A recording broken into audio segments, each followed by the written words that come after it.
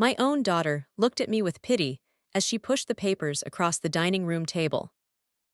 The ones that would sign away my home, my name, my entire life. "It's for the best, Mom," she said, like she was comforting me, but her eyes were already somewhere else, on the house, the money, the future she had planned without me. She's spoken to the realtor, picked out my new place from a glossy brochure. In her mind, I wasn't her mother anymore. I was paperwork. A signature to collect. They sat across from me like I was already gone, like the woman who ran this family for 50 years had somehow vanished the moment we buried my husband. So when they placed the pen in my hand, I didn't hesitate. My hand didn't shake. I signed my name in the same steady script my husband always admired. I gave them exactly what they wanted. And they smiled, because they thought my signature was surrender. But they never understood one simple truth. That signature wasn't me giving up. It was me pulling the trigger.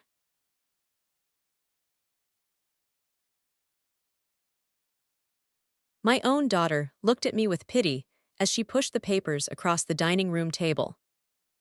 The kind of pity people save for stray animals and dying plants. The kind that says, "You don't know what's happening, but I do, so just let me handle it." The papers were neatly stacked, perfect corners, a little yellow tab sticking out like a tongue. And right there on the top page, bold and serious, were the words that made my stomach go cold. Durable power of attorney. 4 words that sound helpful until you understand what they really mean. It wasn't a form. It was a quiet eraser. One signature, and I wouldn't be Vance anymore. I'd be a passenger in my own life. Caroline sat across from me, back straight, hands folded like she was in a meeting. She wasn't dressed like my daughter. She was dressed like a woman ready to close a deal. Next to her sat my son David. He didn't say much. He rarely did. He stared down at the knot in the floorboard near his shoe like it might whisper instructions on what to do. Caroline gave a soft sigh and reached out, placing a pen right in front of me. "It's for the best, Mom," she said. Her voice was gentle, but her eyes weren't. Her eyes were focused, hungry in a polite way. She nodded toward the papers like the decision was already made. "We've talked to a realtor," she added quickly, like she was proud of how prepared she'd been. "And I found a place for you. It's smaller, easier. No stairs, you won't have to worry about anything." Then she smiled. Not the smile she had when she was little and proud of a drawing. Not the smile she had when she was afraid and needed her mother. This was the kind of smile people wear when they're trying to look caring while they take something. Too many teeth. No warmth. On the table beside her, half covered by her handbag, was a glossy brochure. A picture of a cheerful building with a fake-looking garden and a sign that said Willow Creek Senior Living. I didn't touch it. I didn't need to. Because the message was already loud enough. This house is no longer yours. Your life is being downsized. Just sign. The dining table between us gleamed under the afternoon light. That table had been in our family longer than Caroline's marriage had lasted. 70 years of lemon oil and elbow grease. It held a soft shine like it still had something to prove. I ran my thumb along a tiny scratch in the wood, a scar from long ago.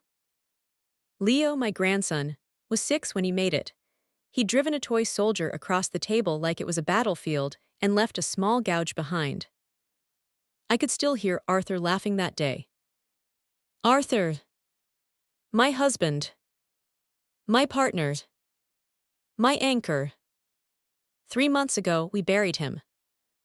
And after the funeral flowers died, after the condolences stopped, something else arrived in my home. Not peace. Not healing. A pause. The kind of pause that comes before someone says, "Mom, we've been thinking." Caroline leaned forward now, as if she was worried I'd drift off mid-conversation. "Mom," she said, using that careful tone people use on fragile things they're about to break, "this house is too much. The taxes, the upkeep, it's a lot. You don't need to struggle." I kept my eyes on the papers. You already spoke to a realtor, I said calmly. Caroline blinked, surprised I'd said it so directly. Then she recovered fast. She always did. Yes, she admitted, but she said it like she'd done me a favor. I did it for you, so you don't have to lift a finger. David finally cleared his throat, like he was trying to sound like a good son. We just want to make sure you're okay, he said, with the bills and everything. But I could hear it under his words. Not concern. Calculation. He wasn't looking at me, he was looking at what I had. And I wanted to laugh, but the kind of laugh that would come out of me wouldn't be friendly. Because they were acting like I was some confused old woman who didn't understand numbers anymore. They didn't see the truth. I wasn't the one who got lost. They did. Arthur was the dreamer. Arthur could charm a room, make people believe in anything. He'd talk about the future like it was something you could hold in your palm. But I was the one who made the math work. For 50 years, I paid the bills. I kept the books. I stretched 1 pound into 5 when life got tight. I didn't do it for praise. I did it because that's what keeps a family standing. Caroline's patience began to wear thin.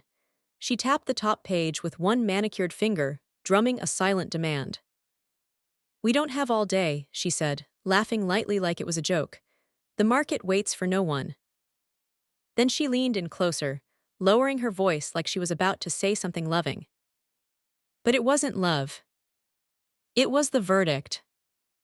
Let's be honest, she said. You're too old to really understand money anymore, Mom. The sentence hung in the air like smoke. David didn't protest. He didn't defend me. He just stayed quiet. And that silence told me everything. Caroline slid the papers closer. The stack moved across the table like it had its own will. Just sign, she said softly. Then we can take care of you properly. Take care of me. Like I was a task. A responsibility. A package to be delivered. I looked down at the line where my name was supposed to go. Vance. The name I built a life under. The name on every bill I paid. The name on every holiday card I mailed. The name Arthur used when he wanted me close. And Caroline wanted that name to become a key in her pocket. I let the silence stretch. Caroline hated silence. She always thought it meant she was losing control. But I loved silence. Silence is where people reveal themselves. Finally, I sighed slowly and let my shoulders drop. I softened my face. I made my eyes look tired. I gave Caroline exactly what she came for. The image she wanted to believe. A mother ready to give up. All right, dear, I said quietly, if you think it's for the best. Caroline's whole body changed. The tension uncoiled. Relief flashed across her face for just a second before she covered it with that smile again. She pushed the pen closer like she was offering me a gift. David shifted in his chair, still not looking at me. I picked up the pen. Caroline leaned forward, watching the tip hover over the line. I could almost hear her thoughts. Finally. It's done. We win. And I could stopped right then. I could thrown the papers back at her. I could screamed. I could demanded respect. But I didn't. Because respect wasn't what I needed. I needed timing. I needed proof. I needed them to believe they'd won. So I signed. My hand didn't tremble. The ink flowed clean and steady, the same way it always had. I wrote Vance like I was signing a birthday card. Caroline exhaled like she'd been holding her breath. There, she said softly, almost sweet. Good. She reached for the papers like they were hers already. David finally looked up, but only for a second. His eyes were nervous, not guilty enough to stop, but scared enough to know something wasn't right. Caroline gathered the stack, tapped it into a neat pile, and stood like the meeting was over. Thank you, Mom, she said, too bright. This is going to make everything so much easier. She picked up her handbag and the Willow Creek brochure. Then she paused at the doorway and added, like she was tossing a crumb to a bird. We'll talk soon about the move. And then she was gone. The house fell quiet again. But it wasn't peaceful quiet. It was pressure. The kind of quiet that comes right before a storm breaks. I stood there alone in the dining room, staring at the spot where the papers had been. They thought my signature was a surrender. They thought I'd just handed them the keys. But they didn't understand one simple truth. My signature wasn't defeat. It was the trigger. And the moment that ink dried, the real story began. The first sign that they weren't waiting for my permission came 3 days later. It was Tuesday morning, the kind of ordinary morning Caroline never noticed because ordinary things never interested her. I was in my robe, hair still damp from a shower, standing in the kitchen with a cup of tea warming my palms. I called the bank the way I always did. Not because I had to. Because I liked knowing what was happening. I liked the rhythm of responsibility. It reminded me I was still here. I asked the teller to make Leo's monthly transfer, nothing dramatic, just a few $100s for his books and gas. A quiet, steady promise I'd been keeping since he started college. There was a pause on the line. Not a long pause. Just long enough to make my stomach tighten. I'm sorry, Mrs. Vance, the teller said carefully. I'm not able to authorize that transfer today. I frowned and stared at the steam rising from my tea like it had the answer. What do you mean you can't? There's a hold on the account, she said. My fingers tightened around the phone. A hold? Yes, ma'am. It was placed this morning by a Miss Caroline Vance. The tea in my hand suddenly felt cold. I took a slow breath. What kind of hold? I asked as calmly as I could. The teller's voice softened, like she was trying to protect me from my own life. She cited concerns about potential elder fraud, she said, requested that any unusual withdrawals require her verbal approval. Elder fraud. The phrase hit like a slap because it wasn't just about money. It was about the story she was telling. Caroline didn't say, Mom is grieving. She didn't say, Mom is struggling. She said, Mom can't be trusted. And she wrapped it in a word that sounded responsible. Safety. Protection. The same way a cage can be called a home if you decorate it nicely. I stared out the kitchen window at the garden Arthur used to love. The roses were blooming, bright and stubborn, as if they hadn't heard the news that I'd been turned into a risk. I didn't request a hold, I said. No, ma'am, the teller replied gently. It's already in place. If you'd like, I can connect you with the branch manager. I could demanded names. I could raised my voice. I could said things that would make the teller pity me the same way Caroline did. But I didn't. Because Caroline wanted me to react. She wanted a moment she could point to and say, see, she's confused, she's emotional, she can't handle things. So I thanked the teller, ended the call, and stood there in the quiet kitchen with my tea untouched. That was the first betrayal. It wasn't loud. It wasn't dramatic. But it was clean and intentional. And the worst part. She did it without even telling me. Like I wasn't worth the warning. Like I wasn't a person. Just a file. That afternoon brought the second betrayal. I was outside trimming Arthur's roses when I heard the gravel crunch in the driveway. Mr. Henderson's truck. Bill Henderson had worked this property for years. He'd planted hedges with Arthur, fixed sprinklers in the heat, hauled bags of mulch while whistling like life was easy. He stepped out slowly, tugging off his gloves like he didn't know whether to keep them on. Afternoon, Mrs. Vance, he said, but his eyes didn't meet mine. Bill, I replied, keeping my voice even. He shifted his weight, uncomfortable, the way people get when they've been asked to do something wrong, but are trying to convince themselves it's normal.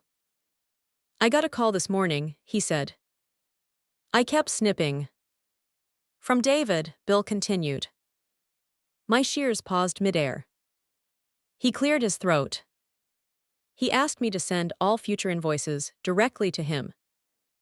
I looked up. Bill hurried on, like he wanted to get it over with.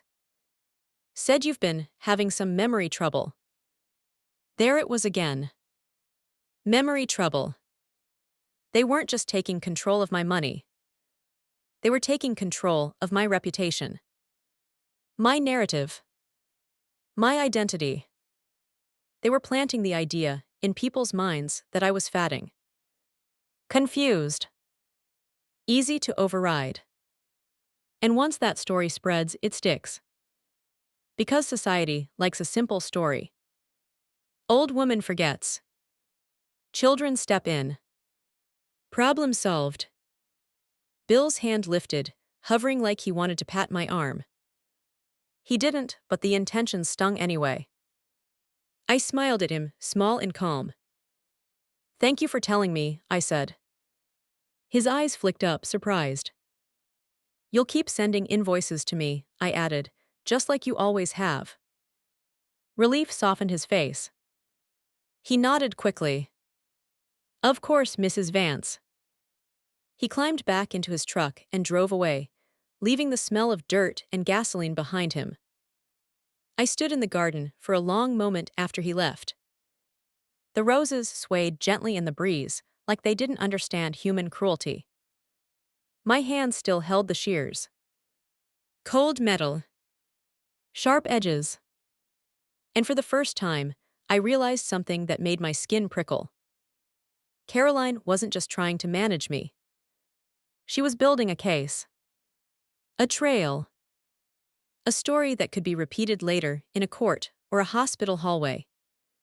She's forgetful. She's vulnerable. We had to step in. And David, my son, was helping her. Quietly. Cowardly. The same way he'd always lived his life, present but never there. I walked back into the house, past the living room where Arthur's chair still sat by the window. And like a cruel little ghost, my mind replayed something I couldn't forget. Arthur's last days. He was sleeping in that chair, oxygen hissing beside him like a tired snake. Caroline had come by, said she wanted to help. I stepped into the kitchen to make tea. When I returned, she was standing near the bookcase with a measuring tape. Measuring. Planning.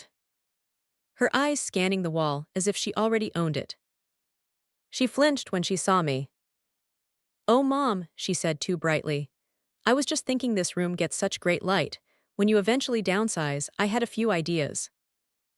That was the moment something in me snapped clean in half. Not grief. Grief was honest, grief was pure. This was something else. Cold. Still. A realization. My children weren't waiting for me to die. They had already decided I was gone. I went down the hallway and into Arthur's study like my feet already knew where safety lived. The room smelled like paper and old wood, and the faint trace of his cologne. I opened the roll-top drawer and felt for the hidden latch. The panel clicked. And there it was again. The cream envelope. My name. Arthur's handwriting. I took it out and held it like a stone, heavy with truth. I didn't need to reread the letter. His words had moved into my bones the moment I first opened it. The vultures are circling. Call Davies. Make them read the fine print. I sat down in Arthur's chair, my chair really, because I'd earned it, and stared at the desk. For 50 years, I had made sure everyone else was okay. I had covered gaps, fixed mistakes, smoothed rough edges. I had sold my sapphire necklace to save Caroline's boutique when she cried on the phone like the world was ending. I had signed a second mortgage to help David buy his first home because he said he needed a foundation. I had done it gladly, believing I was planting seeds of love. But now I saw it. They didn't think of those sacrifices as love. They thought of them as proof. Proof I would always give. Proof I would always bend. Proof I would always do what was needed, until there was nothing left of me. And now they were trying to take the last thing I still owned. My authority. My voice. My right to decide. I leaned back and let the silence wrap around me. Not the silence of loneliness. The silence of strategy. Because if Caroline wanted to tell the world I was forgetful, then I would let her. I would let her build her little story. I would let her lay her trail of breadcrumbs. Because she didn't understand something, Arthur, and I understood very well. Sometimes the best trap is the one your enemy builds for you. And by the time Caroline realized that, it would be far too late. On Wednesday morning, the house felt strangely still. Not peaceful. Not calm. Still like the air right before glass breaks. I moved through my routine the way I always did. Tea, newspaper, watering the plants. But every small action was an act. A performance. Because by now, Caroline didn't just want control. She wanted proof that she deserved it. And the best proof in her mind was my surrender.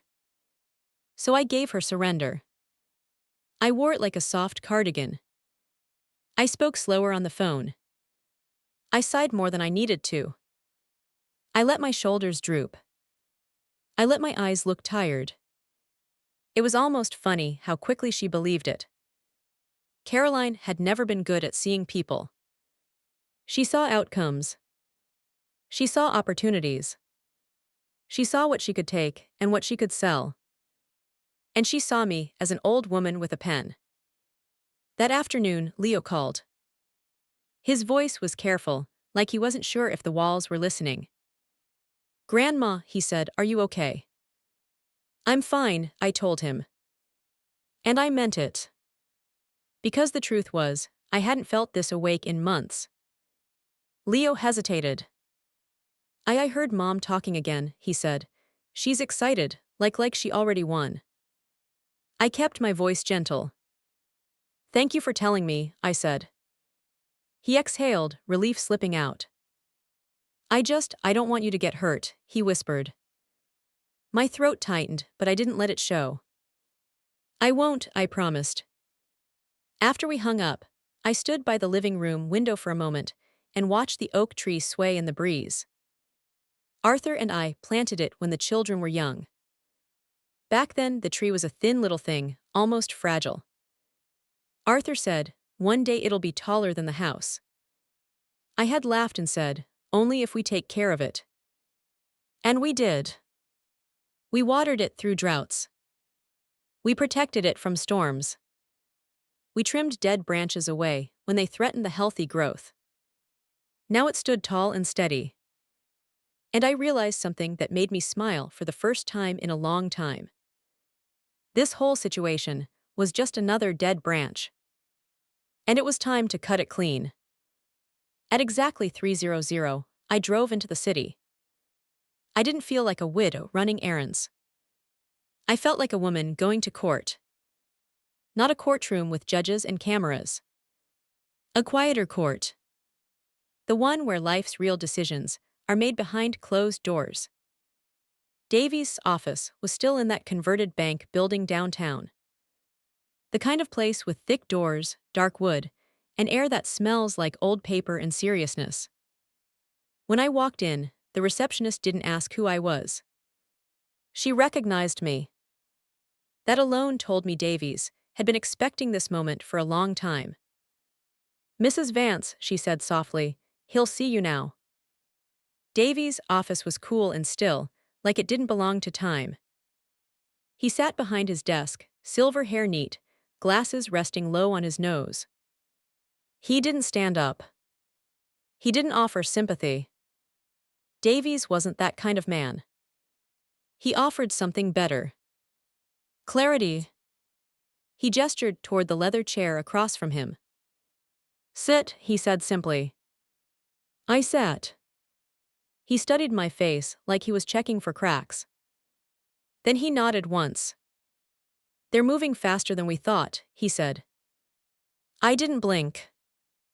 Greed tends to, I replied. A faint smile tugged at the corner of his mouth. Arthur always said you'd be calm, Davies murmured. He said you wouldn't panic. Davies opened a fireproof cabinet behind him. The hinge squeaked like a warning.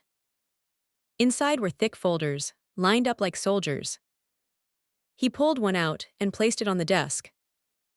It landed with a heavy thud. The tab read, Oak Seed.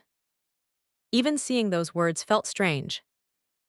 Like looking at a secret part of my own life. Davies opened the folder. Pages spilled out, dense with legal language. Trust structures. Asset schedules. Protection clauses. Things designed to withstand courtrooms and accusations. I didn't need to understand every word. I had helped plant this seed years ago, back when Arthur still laughed easily. Back when Caroline still called me Mom with warmth in her voice. Davies turned to the final page and tapped it with one finger. This is the switch, he said. The page looked almost too simple compared to the rest. A signature line. A witness line. A few paragraphs that carried more power than any shouting match at my dining room table ever could. Sign this, Davies said, and the trust activates. Irrevocable. Executable. And because of what they've already done, calling the bank, telling your gardener, spreading the memory trouble story, if they contest it, they'll hang themselves with their own rope. I stared at the paper. My hand stayed still in my lap. Davies watched me carefully. What? He asked. I looked up. Arthur really planned this, I asked quietly. Davies leaned back. He didn't just plan it, he said, he predicted it. He paused, then added, he loved his children, but he was not blind to them. That hit me like a soft punch. Not because it surprised me. Because it confirmed what I'd been trying not to admit for years. Davies lowered his voice. This trust protects you, he said. It protects the assets, it protects the house.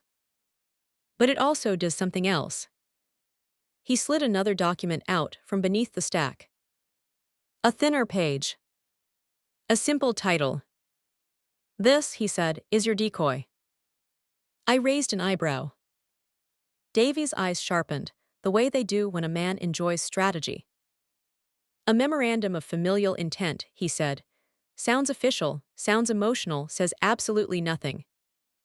He tapped the title like a magician tapping a hat.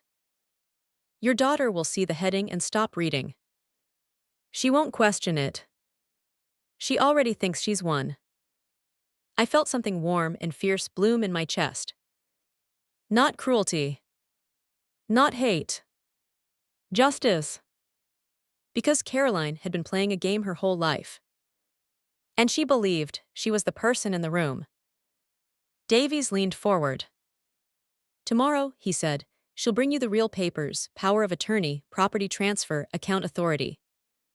She'll bring a notary so she can walk away feeling safe. And you, he added, will give her exactly what she wants. My fingers tightened slightly in my lap. A signature, I said. Davies nodded. A signature, he agreed, but not on what she thinks. I exhaled slowly. And then I asked the question that mattered most. What about Leo? I said. Davies' gaze flickered, like he knew this was coming. Arthur set beneficiary options, he said carefully. He never trusted your children to handle wealth wisely. He paused. But he trusted you to choose the right soil. My throat tightened. Right soil. Arthur's words. Seeds. I thought of Leo's hug. The way his arms wrapped around me like he meant it. The way he warned me not because he wanted anything, but because he cared. I nodded once. Davies understood. He opened a drawer and pulled out a small envelope. Inside was a single clean wire transfer confirmation. We made a small movement yesterday, he said. A time-stamped breadcrumb, legal proof that the trust was already being funded before your daughter even shows up. It wasn't about the money. It was about the record. The chain. The proof. Davies slid everything into a neat folder, then closed it with a quiet finality. Tomorrow, he said, you call Caroline and tell her you're ready. I already did, I replied. Davies blinked, then let out a short breath of approval. Good, he said, she'll come smiling. She'll come certain. And when she does, he leaned forward slightly, voice low and sharp, we finished the board. I left Davies' office with the folder in my handbag. It didn't feel heavy. It felt like armor. On the drive home, the city blurred past my windows, but my mind stayed clear. Caroline thought tomorrow was about closing a sale. David thought tomorrow was about finally getting his share. They imagined the end of my story. But they didn't know something simple. A woman who has quietly managed everything for 50 years doesn't forget how to win. And tomorrow, when my daughter walked into my dining room with her notary and her fake pity, she was going to learn that my surrender was only a costume. Underneath it, I was still Vance. And I was ready. Thursday came with sunshine. Not soft sunshine. Sharp sunshine. The kind that makes everything look clean, while something dirty is happening underneath. I woke up before my alarm and lay there listening to the house breathe. The faint tick of the hallway clock. The whisper of wind against the windows. The quiet hum of a life that Caroline had already started selling in her mind. Downstairs, I moved slowly on purpose.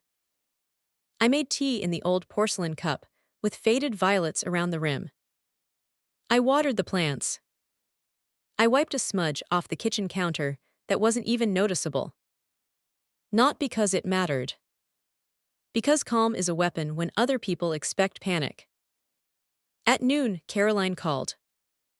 Her voice was bright, too bright, like she was calling to congratulate me on finally doing the right thing. Hi, Mom, she said. I could hear the smile through the phone.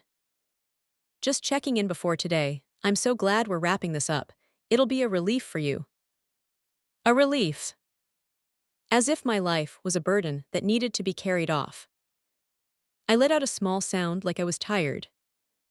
Yes, dear, I said softly, I suppose it will. She continued, unable to stop herself. Once we sign, I brought more brochures for Willow Creek. They have social hours and a dining hall and oh, I actually spoke to the director. We put a temporary hold on a one-bedroom for you. She said it like she'd booked a vacation. It has a great view, she added, then laughed. Well, it faces the parking lot, but it's still nice. I stared at the wall in front of me. Parking lot. That was how she saw my future. A small room with a view of other people leaving. That's very thoughtful, Caroline, I said warmly. And I meant the words in the way a judge means, thank you, when someone hands over evidence. She didn't hear the edge. She heard surrender. Perfect, she said. We'll be there at 2, don't worry about anything. After I hung up, I walked to the back door and stepped outside. The air smelled like roses and sun-warmed grass. I went to the oak tree and placed my hand against its bark. Rough. Steady. Alive. Arthur, I whispered, not as a prayer but as a promise. Watch this. At 1:45, Davies arrived. His gray sedan turned into the driveway like it belonged there. Because it did. He stepped out slowly, briefcase in hand, thin leather, just big enough for what mattered. 2 documents. 1 pen. He nodded to me when I opened the door. Ready? He asked. I smiled. I've been ready, I said. We sat at the dining room table. The same table Caroline had tried to turn into a business desk. The same table Arthur and I had used to plan vacations, pay bills, and build a life. The wood gleamed in the sunlight. The hallway clock ticked steadily, not counting down to my defeat, counting down to their mistake. At exactly 2:00, gravel crunched outside. Vast. Too fast. Caroline always drove like the world owed her right of way. The front door opened without hesitation. She didn't knock politely. She entered like she owned the place. Caroline came in first, sharp in a fitted pantsuit, heels clicking like a gavel. Behind her was David, quieter, smaller. He looked like a man who already felt regret, but still planned to collect the reward. Trailing them was the notary, Miss, carrying a briefcase and a portable stamp. Her face was neutral, professional. She didn't look at me like a person. She looked at me like a signature. Mom, Caroline said, too loud, too cheerful. Mr. Davies. She gestured at the notary. This is Miss. She's here to keep everything clean and official. Miss gave a tight smile and set her case on the table with a soft thud.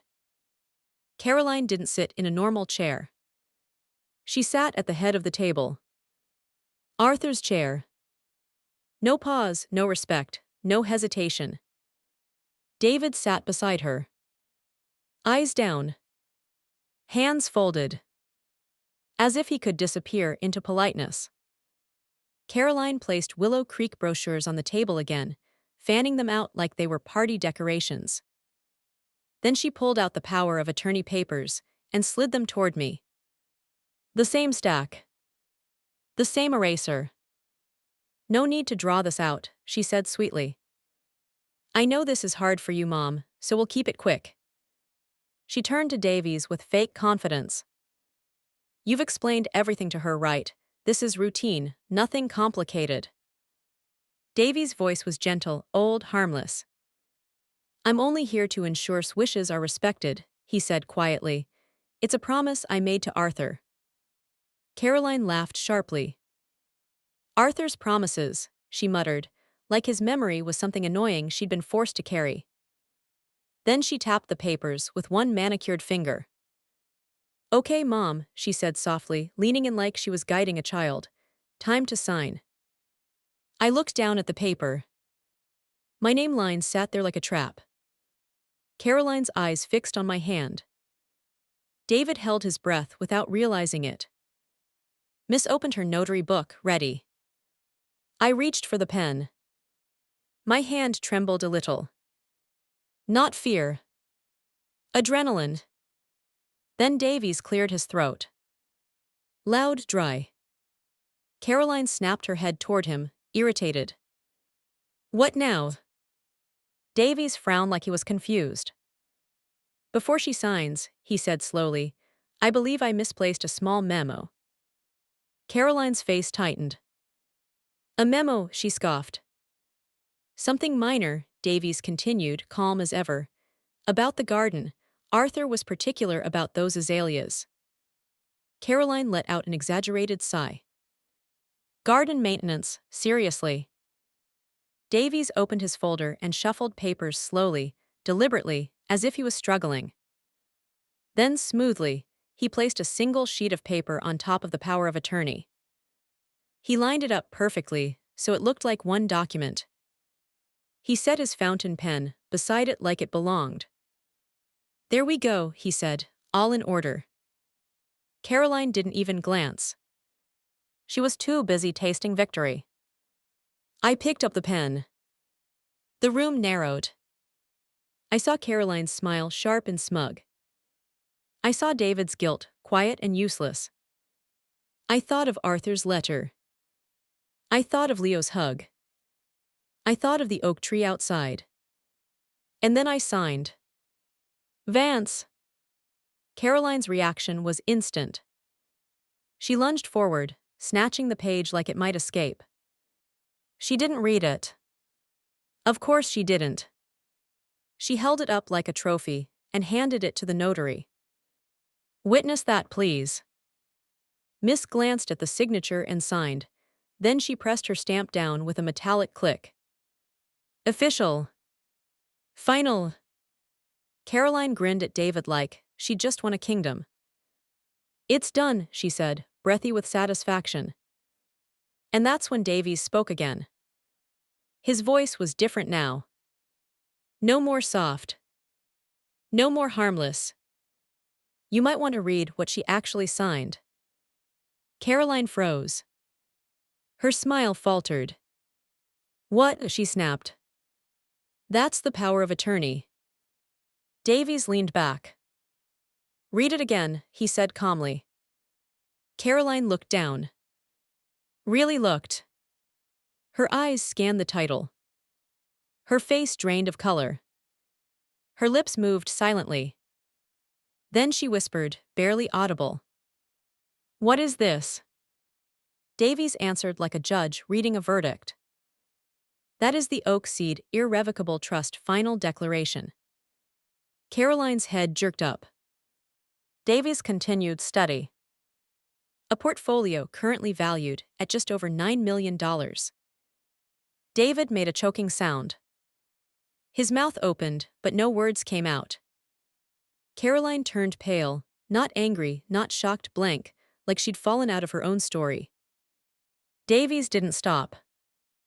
"With that signature, helpfully notarized, your mother has fully funded the trust. That includes this house and all liquid assets." Caroline stumbled back, bracing herself against the table. Her hands shook. Davies looked right at her.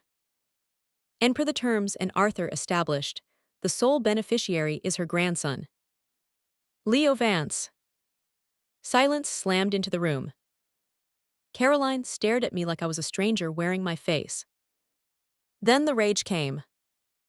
"This is fraud," she shrieked. "Trickery. I'll sue you. She's not of sound mind. We have proof, the bank, the gardener, she's incompetent." Davies didn't flinch. He folded his hands. "On the contrary," he said calmly. "You've spent weeks building a story that your mother is vulnerable. Today, you brought a notary into her home to pressure her into signing over her estate. A court might view that as attempted elder exploitation. And you did it with witnesses." Caroline's fury turned toward me. "I'm your daughter," she screamed. "That's our money. Our inheritance." I looked at her and spoke quietly. But my words cut like glass. "No, Caroline. It was never your money. It was your father's and mine. We earned it. You simply expected it." Caroline's face crumpled. Her fight drained out. David still said nothing. He stared at his hands, like he didn't recognize them. Davies turned slightly toward the notary. "And on behalf of my client," he said politely, "thank you for bringing a notary." Miss looked pale, suddenly realizing what she had stamped. Caroline made a broken sound and fled. A moment later her car engine screamed down the driveway. David followed, wordless. He didn't look back. When the house went quiet again, it felt different. Not lonely. Clean. Like a storm had finally passed. Weeks later, I stood in the garden with Leo. I showed him where to cut the roses. "Right above the 5-leaf," I told him. "That's where the strongest growth comes from." He snipped carefully, just like Arthur used to. Leo looked at me and swallowed. "Grandma, I don't know if I can take it," he said. "All that money, it should go to the family." I cupped his face gently. "Leo," I said, "your grandfather and I didn't save money. Money is paper. We saved seeds. We waited for the right soil." I looked toward the oak tree. "Your mother and your uncle, their soil is rocky. Anything planted there grows twisted. But your heart," I told him, "is good soil. That's why it's yours. Not to keep." To grow. Leo's eyes filled with tears. He nodded slowly. He understood. I clipped one final dead branch and let it fall away, light as air. And in that moment, I realized the lesson Arthur left behind wasn't about revenge. It was about truth. About courage. About remembering that age doesn't mean weakness. And the quiet ones. The quiet ones don't forget how to fight.